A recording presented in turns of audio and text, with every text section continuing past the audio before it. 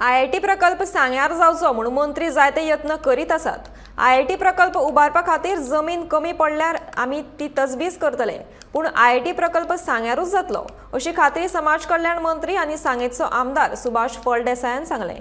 सोमारा सांग्यावयल्या उपजिल्लोधिकारी कार्यालयांत गोंय मुक्ती दिसा निमतान जाल्ल्या कार्यावळीत तो उलयतालो।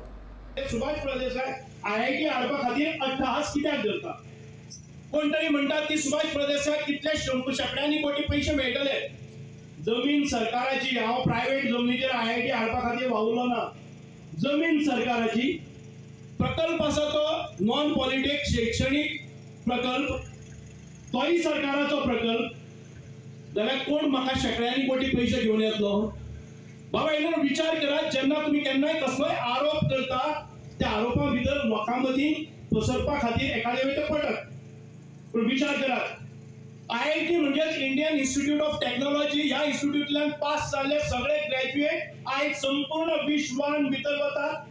बरी बरी चीफ एक्झिक्युटिव्ह ऑफिसर, सीईओ, मोठे मोठे जे सीईओ संपूर्ण जगाचेर आसात। फॉर्च्यून 500 कंपनीक जे एम्प्लॉई स्ट्रेंथ आसा ते भारतीय चडान चड आसात आनी आमकां अभिमानान सांगपाक येता की ते नीट पास केले, आयआयटी पास केले, आमचे गोंयचे बुद्धिमान, टॅलेंटेड आनी पोटेन्शियल लोक आसात। म्हणून आज सगळ्या राष्ट्राचेर, सगळ्या विश्वाचेर भारताची हुकूमत चलता।